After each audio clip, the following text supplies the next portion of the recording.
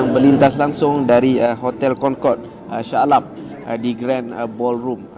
Pada hari ini apa yang menariknya adalah kita sedang berlintas langsung bagi sempena festival Turut Islami Selangor 2023 yang berlangsung di Shah Alam ini. Dan antara topik ataupun tajuk yang dibawa pada hari ini adalah Muzakarah Ulama Umara, titik kerjasama ulama dan umara bagi menjamin kesejahteraan negara. Baiklah, pada hari ini kita mempunyai dua tetamu khas ataupun istimewa, iaitu Profesor Dr. Ali Jum'ah dari Mesir dan juga Habib Umar bin Hafiz dari Yaman, di mana kedua-dua tokoh ini sangat terkenal. Dan juga saya akan bacakan bagaimanakah perjalanan majlis ataupun program pada hari ini.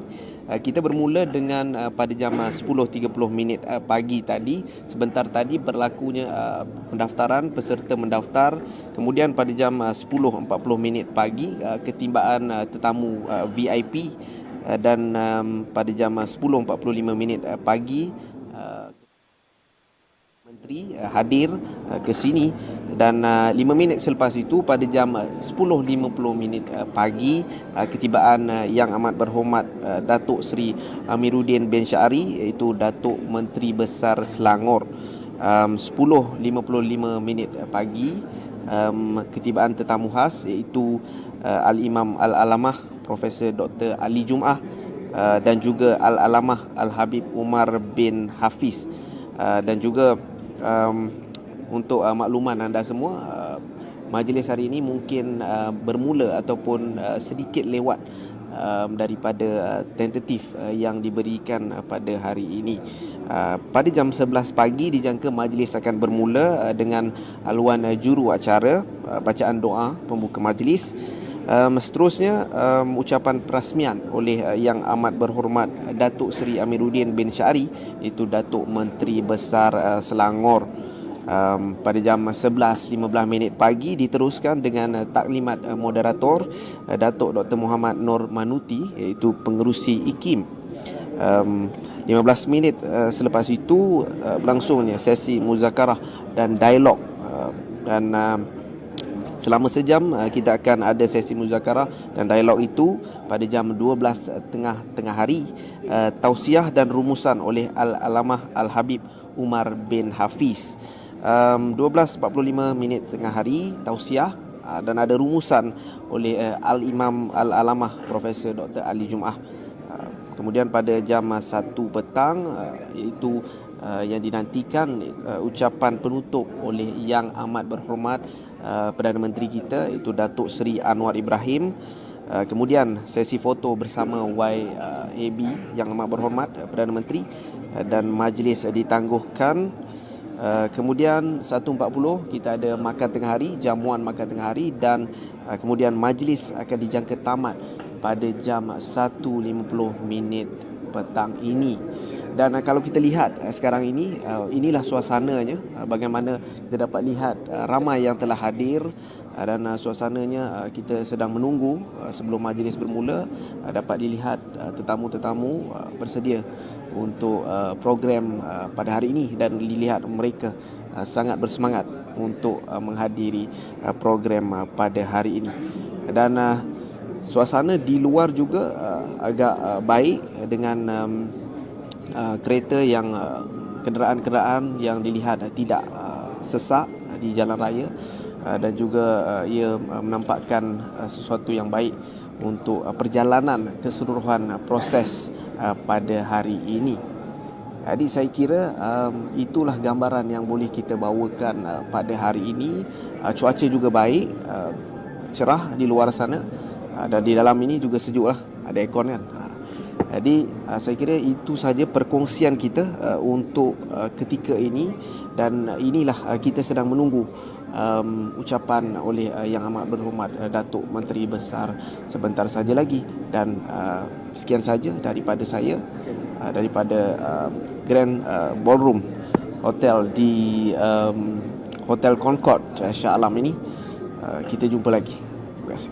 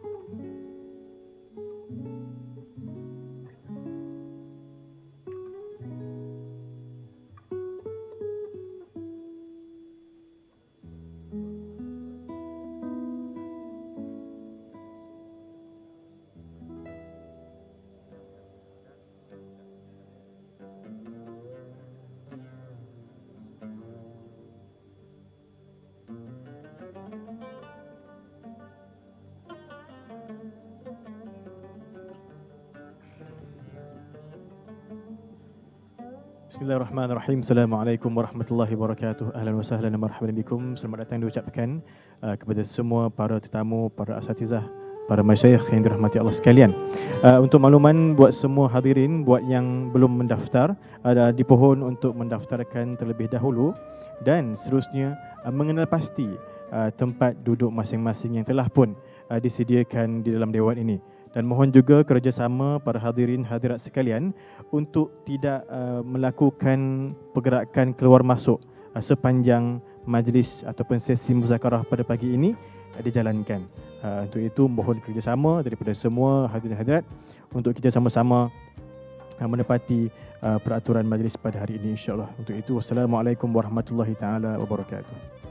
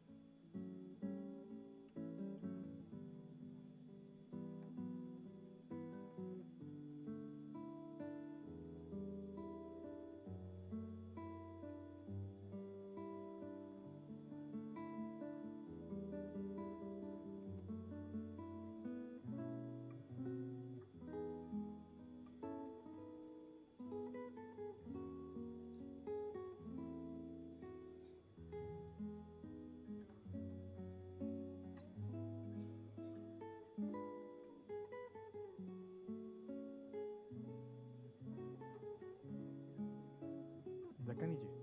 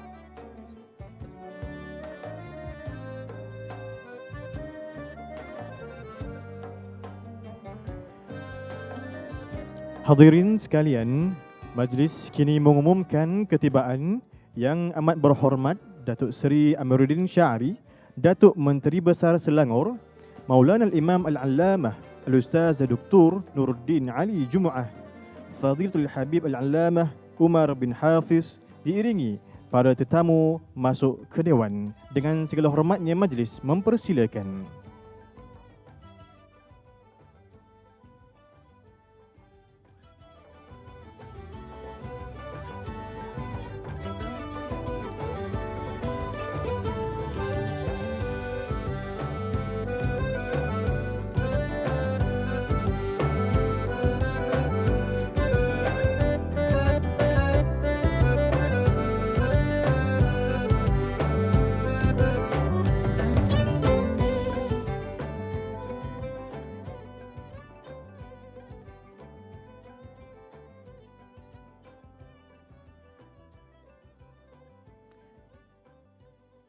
Para hadirin dipersilakan duduk.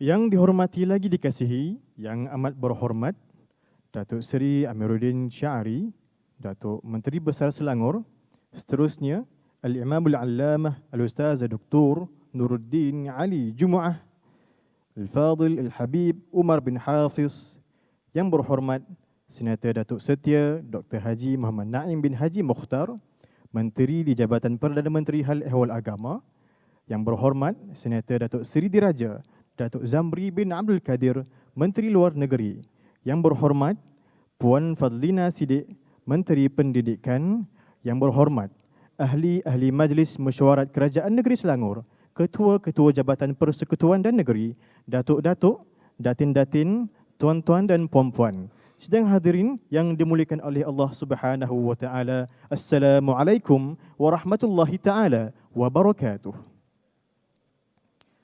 Hadirin hadirat yang dirahmati Allah sekalian, selamat datang diucapkan ke Majlis Muzakarah Ulama Umara sempena Festival Turath Islami Selangor bagi tahun 2023.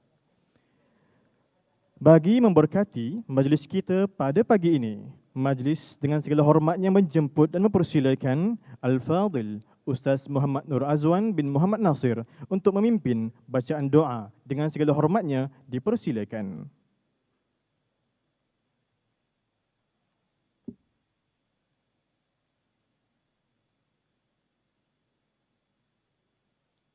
Assalamualaikum warahmatullahi wabarakatuh.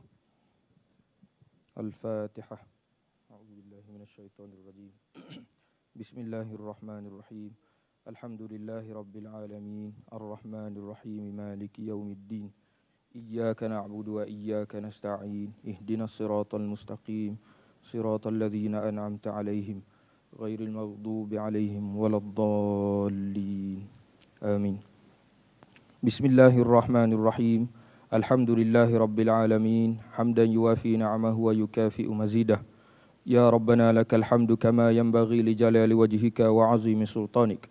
Allahumma salli wa sallim ala sayyidina Muhammadin salatan tunjina biha min jami'il ahwali wal afat wa taqdi lana biha jami'al hajat wa tutahhiruna biha min jami'is sayyi'at wa tarfa'una biha 'indaka a'lad darajat wa tuballighuna biha aqsal ghayat min jami'il khairat fil hayati wa ba'dal mamat wa ala alihi wa sahbihi wa sallim tasliman kathiran birahmatika ya arhamar rahimin.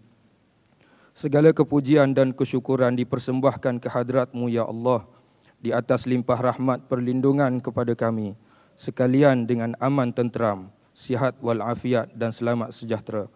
Kami memohon kepadamu ya Allah, semoga diperkukuhkan perpaduan, dipereratkan persaudaraan dan diperkuatkan keazaman, hasrat dan cita-cita agar sentiasa mendapat keredaan-Mu ya Allah. Allahumma ya dzal manni wal ihsan. Kami juga memohon kasih sayang-Mu ya Allah agar jiwa dan kehidupan kami berada dalam aman di dunia, agar kami dapat mengimarahkan bumi seperti mana yang Engkau perintahkan di dalam surah Hud ayat 61, huwa ansha'akum minal ardi wasta'marakum fiha, yang bermaksud dialah yang mencipta kamu dari bahan-bahan bumi dan menuntut kamu memakmurkannya. Maka daripada engkaulah sahaja, ya Allah, kami memohon bantuan dan pertolongan. Allahumma ya akramal akramin, kami dengan segala rendah diri memohon agar engkau kurniakan kami dan hamba-hambamu sekalian dengan taufik dan hidayah, sentiasa di bawah pimpinan dan petunjukmu ya Allah. Mudah-mudahan segala usaha dan amal kami tunaikan dan dapat sepenuh kejayaan dalam keredaan dan restumu di sepanjang zaman. Allahumma ya malikad dunya wal akhirah, berkatilah negara Malaysia ini dan rahmatilah di bawah perlindunganmu sekalian yang bersangkutan dengannya.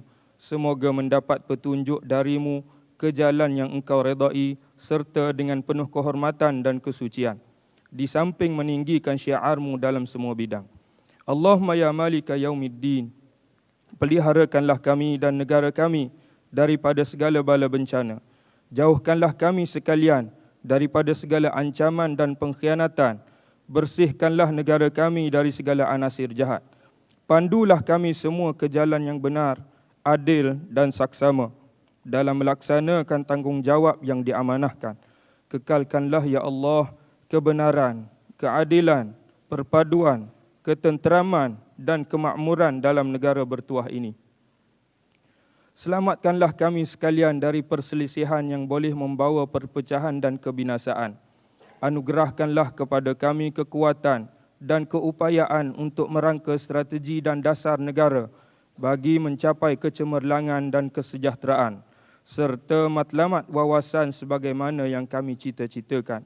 Allahumma ya dzal judi wal karam, ya Allah, ya Tuhan kami pohonkan limpah rahmat, taufik dan hidayah bagi pemimpin-pemimpin dan seluruh rakyat negara yang tercinta. Mantapkanlah semangat dan keazaman mereka dengan penuh kesabaran dan bertawakal kepadamu dalam memikul tanggungjawab memajukan negara supaya disanjung tinggi, bertaraf dunia dan disegani di bawah riayahmu dan naunganmu. Rabbana zalamna anfusana wa illam taghfir lana wa tarhamna lanakunanna minal khasirin. Rabbana atina fid dunya hasanah wa fil akhirati hasanatan wa qina azaban nar wa adkhilnal jannata ma'al abrar ya azizu ya ghaffar ya rabbal alamin. Wa sallallahu ala sayyidina Muhammad wa ala alihi wa sahbihi ajma'in walhamdulillahi rabbil alamin.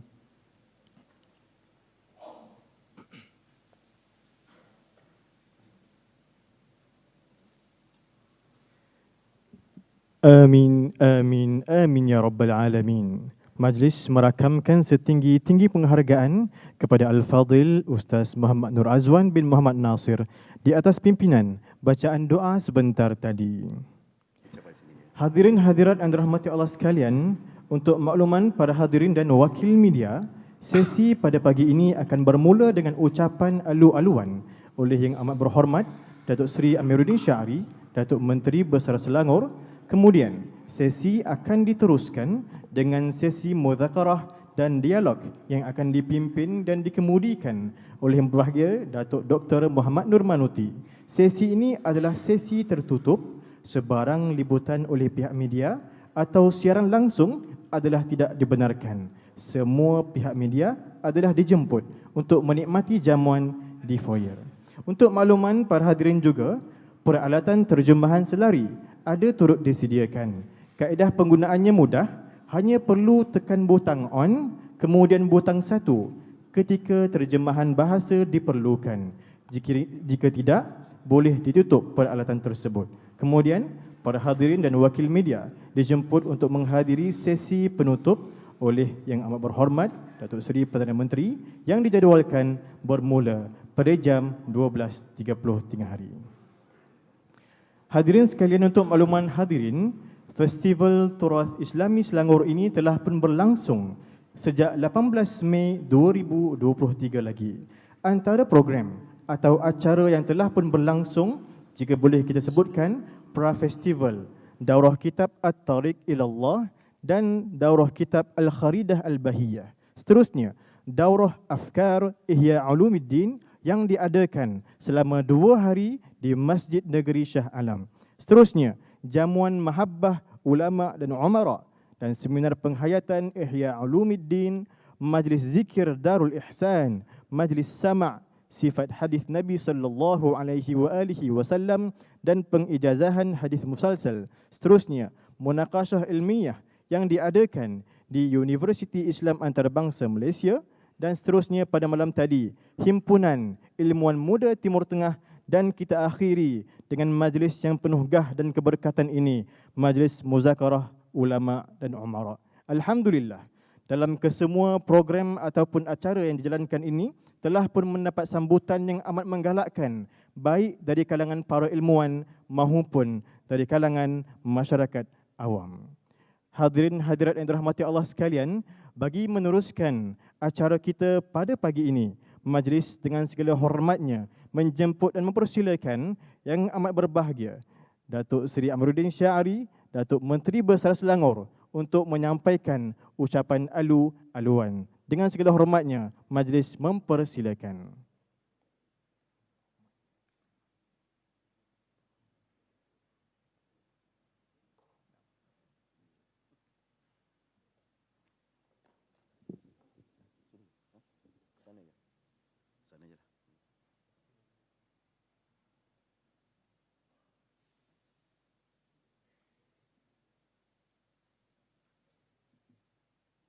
Assalamualaikum warahmatullahi wabarakatuh.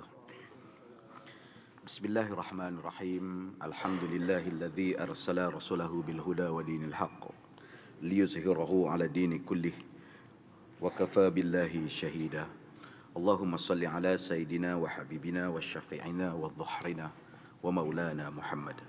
Terima kasih pengerusi majlis yang berhormat Senator Datuk Seri Diraja Dr. Zamri bin Abdul Kadir, Menteri Luar Negeri, yang berhormat Puan Fazlina Siddiq, Menteri Pendidikan Malaysia, yang kita raikan Al-Alamah Syekh Dr. Ali Jumaah, Mantan Mufti Agung Mesir, Ahli Hay'ah Kibar Ulama Al-Azhar dan Senator Dewan Parlimen Mesir, yang kita raikan tetamu jemputan kita Al-Habib Umar bin Hafiz, pengasas dan pengetua Darul Mustafa Tarim Yaman.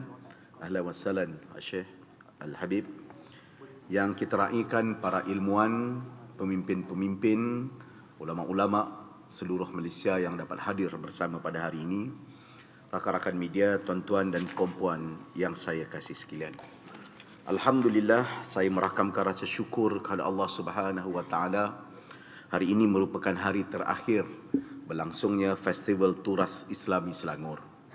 Dan semenjak ia bermula pada 20 hari bulan Mei yang lepas, para ulama, masyarakat, pembentuk pendapat dan penjawat awam serta pemimpin siasah dan para pelajar yang sedang menuntut di institusi pengajian tinggi maupun sedang menadah kitab di madrasah, pondok-pondok dan pesantren berhimpun di Shah Alam untuk mentelaah dan menghadam ilmu berkaitan dengan Ihya Ulumuddin.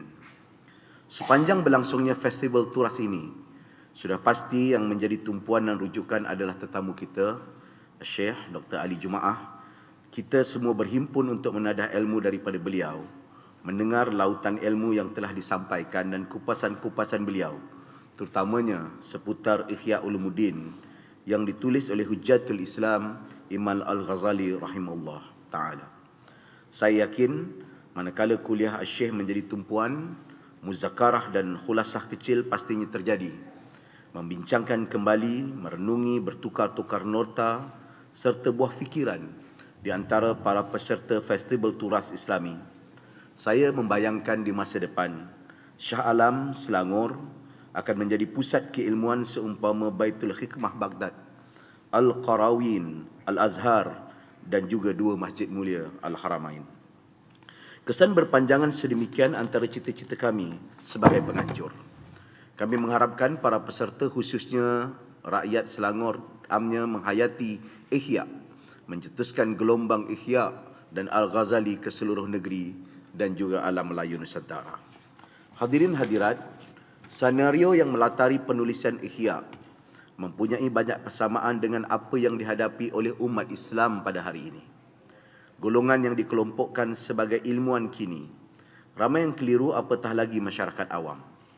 Pemahaman dan tafsiran Islam secara terpisah antara sebarang kerangka kesatuan menjadikan pemahaman dan amalan Islam yang sempit. Penekanan terhadap persoalan hukum hakam secara tidak adil dan tepat. Kecenderungan mendebatkan isu-isu yang tidak menyumbang kepada pembangunan ilmiah dan pengamalan Islam yang sempurna serta penggunaan pendekatan retorik yang berlebihan dan kosong banyak menyumbang kepada fenomena pada hari ini. Akhirnya kekeliruan umat dalam pelbagai aspek kehidupan berleluasa dan lebih parah, ia tidak bersandarkan dan berasaskan kepada ilmu. Kesemua krisis ini adalah antara faktor yang mendorong Ihya ditulis. Penulisan Ihya bukan suatu penulisan berupa latihan akli semata-mata, namun misinya jelas, menyumbang kepada penyelesaian kemelut manusia abad dan zaman itu. Dengan suatu kerangka yang komprehensif, Ihya mengemukakan jalan penyelesaiannya, dasar permasalahan dikenal pasti, dan tahap serta proses disusun dan diperincikan. Dalam pendahuluan kitab Ihya, Imam Al-Ghazali mengungkap betapa ramai penggiat ilmu yang keliru dan seakan tidak mampu mengenal pasti yang mana dan apakah ilmu yang benar dan mana pula yang sebaliknya, sehingga wujud pelbagai dilema. Ada yang menganggap kejahilan sebagai ilmu, lalu mereka mempertahankannya. Dan dalam pada masa yang sama ada kelompok yang sedar dan insaf tentang ilmu dan kesannya yang sebenar, lalu ikhlas berusaha memahami dan menghayatinya. Tapi malangnya golongan sebegini dilihat sebagai golongan yang tersasar dan tersisih. Semua ini pada pandangan Al-Ghazali adalah ekoran satu penyakit yang telah merebak bukan hanya di kalangan para ilmuwan, bahkan juga di kalangan awam dan masyarakat umum. Golongan yang berpenyakit ini tidak mampu menyedari cabaran sebenar jalan menuju akhirat. Di samping pada masa yang sama, ilmuwan palsu dan keliru saban hari diangkat dan ditampilkan, lalu mempengaruhi dan berpengaruh kepada masyarakat, sehingga suatu yang mungkar diangkat menjadi makruf, dan begitu juga sebaliknya. Hasilnya ilmu-ilmu keagamaan serta sinarnya lesu dan pudar. Hakikat sebenar, ilmu dan kefahaman yang sempurna tentang agama dilupakan dan lupus. Oleh yang demikian, penterjemahan Ihya sangat relevan dalam pengkajian terhadap konteks cabaran semasa umat, membantu rangka mengenal pasti modul yang komprehensif dalam pemilihan umat Islam secara umumnya. Seperti yang dinukilkan oleh Maulana Syekh Ali dalam salah satu esei pengajian beberapa hari lalu, Ibnu As-Subki berkata, Ihya Ulumuddin termasuk dalam kitab yang umat Islam mesti menjaga dan menyebarkan seluas mungkin, agar seramai mungkin manusia terbimbing dan mendapat manfaat darinya. Kerap kali mereka yang membaca kitab ini akan terbangkit keinsafan dirinya dan dengan segera berterima kasih terhadap kitab ini. Moga Allah Subhanahu wa taala juga menganugerahi kita petunjuk dan menunjukkan kepada kita kebenaran, menyelamatkan kita daripada apa yang menghalang antara kita dengan kebenaran, dengan doa Allahumma arinal haqqa haqqa warzuqna tiba'ah wa arinal batilan batilan warzuqna ijtinabah. Hadirin hadirat yang saya kasih sekalian, kitab Ihya Ulumuddin merupakan antara kitab yang sangat popular dalam masyarakat Melayu sejak zaman berzaman, yang banyak meninggalkan pengaruh dalam sastra Melayu lama, termasuk dalam kitab Ad-Dur An-Nafis, karya lain oleh Imam Nusantara. Menurut Haji Abdul Malik Karim Amrullah ataupun Hamka, pemikiran Al-Ghazali terutamanya melalui kitabnya Ihya Ulumuddin sangat mempengaruhi masyarakat Melayu khusus di Indonesia.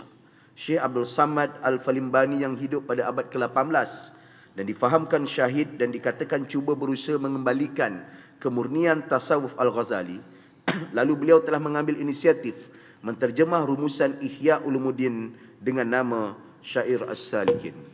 Di samping Al-Falimbani, Syekh Daud Al-Fatani juga memberi sumbangan yang amat besar dalam mengetengahkan pemikiran Al-Ghazali dalam masyarakat Melayu. Beliau menterjemahkan kitab Minhajul Abidin ila Jannah Rabbul Alamin, karya Imam Al-Ghazali. Kitab ini diguna pakai secara meluas di sebahagian besar institusi pendidikan dan agama di dunia Melayu hingga ke hari ini. Saudara-saudari, para ilmuwan dan pimpinan sekalian, peranan ulama dan umara dalam perkembangan ilmu serta kemajuan di alam Melayu sememangnya sudah sekian lama terjalin utuh. Semenjak ratusan tahun, ulama bukan sekadar membimbing masyarakat, bahkan menjadi penasihat berpengaruh di istana dan kepimpinan. Nama-nama besar seperti Sunan Ampel yang mendampingi Raden Fatah Sultan Kerajaan Demak, Raja Ali Haji Fisabilillah merupakan yang di-Pertuan Muda Johor Liau Lingga, nenda kepada Raja Ali pengarangnya Tuhfat An-Nafis, serta kekanda kepada Raja Lumu atau lebih dikenali sebagai Sultan Salehuddin, iaitu Sultan Selangor yang pertama. Di utara tanah air, Syekh Wan Sulaiman Wan Siddiq terkenal dengan penasihat dan mursyid kepada almarhum Sultan Abdul Hamid Halim Shah Ibn Sultan Ahmad Tajuddin. Manakala dalam sejarah negeri Selangor, Sultan Selangor yang kelima, Sultan Alauddin Sulaiman Shah, merupakan sosok umara dan ulama, di mana almarhum mendapat pendidikan agama di Patani, kemudian ke Mekah serta Mesir, dan beliau telah diberikan tauliah dan kelulusan mengajar di Masjidil Haram sekitar tahun 1876. Sekembalinya daripada Mekah, beliau menetap di Jambi dan mengajar di sana.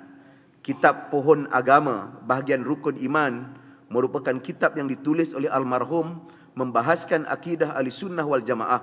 Almarhum juga merupakan moyang kepada Duli Yang Maha Mulia Sultan Sarafuddin Idris Shah ataupun Sultan Selangor.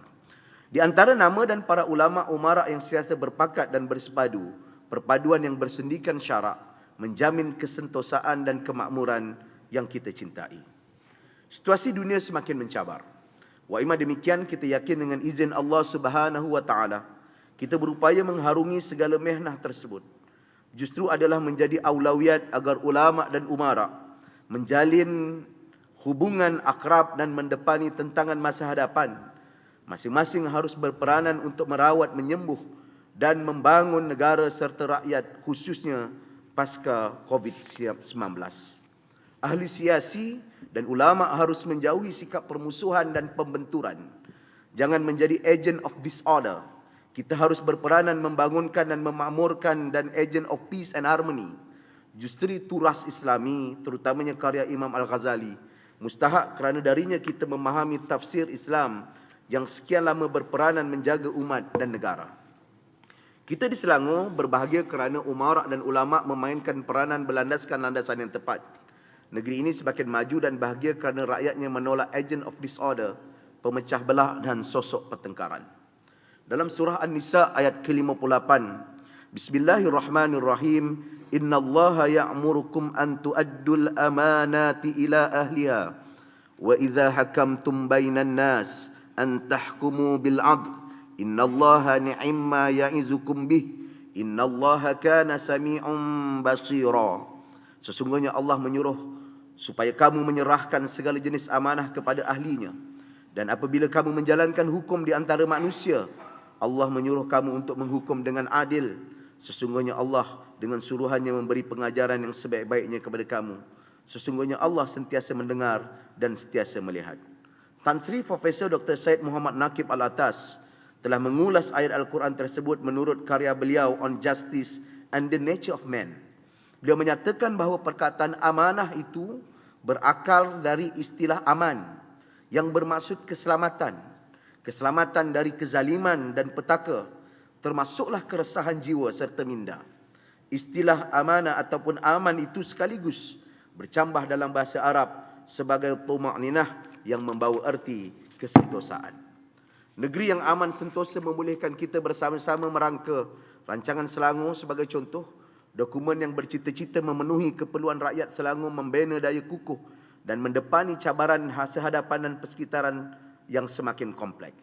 Sebagai sebuah kerajaan yang prihatin, Selangor ataupun dalam rancangan Selangor pertama mengambil kira aspek pertumbuhan ekonomi, pemeliharaan serta pemuliharaan alam sekitar sebagai agenda penting kerajaan negeri. Kerajaan negeri berhasrat menjadikan Selangor menjadi sebuah negeri pintar menjelang tahun 2025, membangunkan 4 utama prinsip dengan mencapai hasrat tersebut. Saudara-saudari, tuan-tuan yang saya kasih sekalian, sesungguhnya pencapaian ekonomi seperti penyumbang atau sumbangan KDNK yang mencecah hampir 25% pada tahun 2021, kepesatan pembangunan infrastruktur, dan pertumbuhan ekonomi yang rancak bukanlah segala-galanya.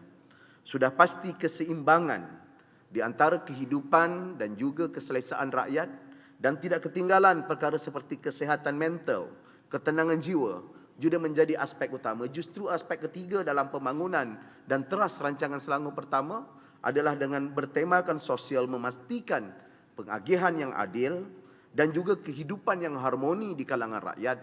Dan ketika pembentangan rancangan Selangor pertama tersebut, salah satu daripada rangka program kita ialah program keilmuan, dan programnya disebutkan ialah pembangunan karya-karya turaf seperti Ihya Ulumuddin, kerana kita ingin mencapai wasatiyah dan keseimbangan di antara rohani dan jasmani, dan seterusnya akan mengangkat kehidupan yang bermartabat dalam kehidupan seharian kita. Ini selaras dengan apa yang saya sebut, no one will be left behind. Dengan tiada siapa akan disisihkan dan ditinggalkan. Melaksanakan program rakyat dengan perkembangan teknologi digital, selaras dengan visi menjadikan Selangor negeri pintar, selaras dengan gagasan filosof terkenal Martha Nussbaum yang meluncurkan creating capability sebagai satu maudu wacana ekonomi. Saudara-saudari, tuan-tuan dan puan-puan yang saya kasih sekalian, pada hari ini umat Islam dan kita semua berdepan dengan pelbagai cabaran-cabaran yang telah kita lalui dengan sangat getir. Perubahan bentuk kepimpinan dan daulah daripada masa ke semasa, penerimaan konsep demokrasi, kesejahteraan sosial, perkembangan pertembungan geopolitik yang telah begitu getir, dan kita dihimpit bersama-sama dengan kuasa-kuasa besar ekonomi, sosial dan politik. Di samping perkembangan digitalisasi yang sedikit sebanyak mencabar kita dan sudah disentuh bahawa ia mungkin berilmu, ia mungkin bermaklumat, tetapi tidak mempunyai ruh, tidak mempunyai maklumat sebagaimana yang saya sentuh dalam ucapan jamuan mahabah dan ulama dan umara tempoh hari. Di samping nostalgia dan sentimental kita kepada khilafah yang tidak berkesudahan akan terus menghimpit dan juga memberikan beberapa perkara-perkara yang penting.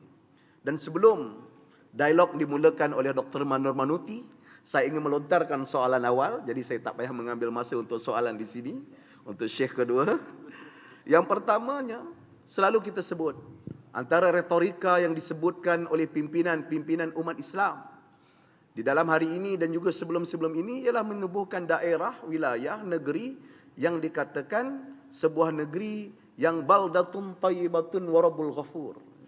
Jadi kepada para ulama yang kita minta, soalan pertama dengan saya, apakah ciri-ciri dan apakah kriteria sebuah wilayah, daerah yang dikatakan baldatun tayyibatun wa rabbul ghafur? Yang kedua, kita selalu diingatkan dan kita selalu dibacakan ayat ini terutama di dalam zikir kita selepas-lepas solat, dan mengandungi aspek kepimpinan dan kenegaraan. Bismillahirrahmanirrahim. Kulillahumma malika mulki tu'ti mulka man tasha wa tanzi'ul mulka mimman tasha wa yu'izzu man tasha wa tuzillu man tasha biyadikal khair innaka ala kulli syai'in qadir. Jadi soalannya, adakah pemerintahan ini diberikan kepada siapa? Dan sudah pasti Allah tidak memilih berasaskan kezaliman, kerana zalim itu adalah sifat yang mustahil dan haram bagi Allah Subhanahu wa taala. Jadi apakah ciri-ciri kepimpinan yang diberikan pemerintahan ini, dan bagaimanakah sikap pemimpin-pemimpin yang wajar dilakukan ataupun sikap pemimpin bagi menerima amanah dan juga nikmat kepimpinan? Ini dua soalan pertama untuk membuka ruang perbahasan. Yang lain-lain saya pasti al-alim, alamah yang ada di sini semua mempunyai pandangan-pandangan dan mempunyai seruan-seruannya. Jadi itu sedikit kata aluan saya ditambah dengan soalan awal mengambil kesempatan yang ada. Saya harap kesempatan ini tidak disalahguna dan dimarahi oleh tuan-tuan dan puan-puan. Jadi dengan niat ini, dengan soalan tersebut, saya ucap terima kasih sekali lagi. Saya ingin rakamkan ucapan terima kasih dan sangat-sangat berbesar hati dengan kehadiran ilmuwan kita, terutamanya Syekh Dr. Ali Jumaah yang mempunyai 10 siri dalam festival ini, dan tidak ketinggalan Habib Umar Hafiz yang sudi hadir, memimpin dan juga mengantuakan pandangan dan sebagainya. dan seterusnya membawa rahmat dan harapnya memberikan barakah di bumi Selangor, Shah Alam, dan sudah pasti harapnya ke seluruh Malaysia insya-Allah. Wabillahi taufiq wal hidayah. Assalamualaikum warahmatullahi wabarakatuh. Waalaikumsalam warahmatullahi taala wabarakatuh. Majlis merakamkan setinggi-tinggi penghargaan kepada Yang Amat Berhormat Datuk Seri Amiruddin bin Syari, Datuk Menteri Besar Selangor, di atas ucapan serta soalan beliau sebentar tadi. Hadirin sekalian yang dikasihi, kini majlis akan diteruskan dengan sesi mudzakarah ulama umara. Maka untuk itu majlis menjemput dan mempersilakan yang berbahagia Datuk Dr. Muhammad Nurmanuti untuk mengemudikan sesi mudzakarah ini. Majlis dengan segala hormatnya dipersilakan. Hadirin sekalian, sementara itu seperti mana semua sedia maklum, majlis ini adalah majlis tertutup, yakni tiada siaran langsung. Maka untuk itu mohon kerjasama pihak media untuk dipersilakan ke ruangan yang disediakan untuk sesi ini. Sekian, terima kasih. Dipersilakan yang berbahagia.